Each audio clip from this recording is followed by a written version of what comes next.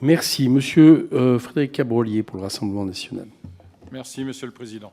Bon, tout d'abord, on voudrait remercier Monsieur Moscovici pour ce travail qui nous éclaire. Voilà. Donc, dans votre avis, vous indiquez que les hypothèses retenues sont optimistes. Deux exemples. La prévision de croissance pour 2024 est à 1,4%, supérieure aux 0,8%, vous l'avez rappelé, qui font consensus chez les économistes.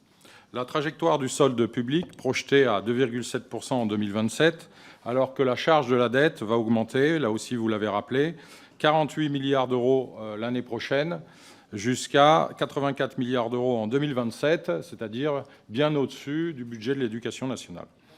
D'autre part, contrairement à ce qui vient d'être dit, les collectivités territoriales devront à nouveau participer à l'effort de redressement des comptes publics.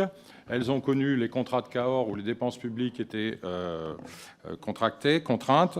Là, ça sera via des pactes de confiance qui encadreront leurs dépenses de fonctionnement alors qu'elles ont de moins en moins de pouvoir de taux et qu'elles ne dépensent pas par plaisir. La sanction en cas de non-respect de l'augmentation de leurs dépenses de fonctionnement sera une exclusion des subventions d'investissement.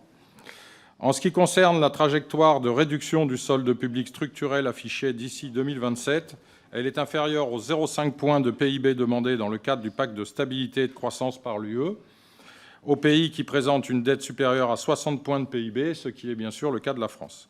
Or, en mars 2020, suite à la crise sanitaire, la Commission européenne a déclenché la clause dérogatoire du pacte de stabilité, ce qui permet aux États de s'écarter des exigences budgétaires jusqu'à la fin 2023. Avec la fin de cette clause dérogatoire, la France risque donc de se voir déclencher le mécanisme européen de correction dès 2024. Qu'en pensez-vous?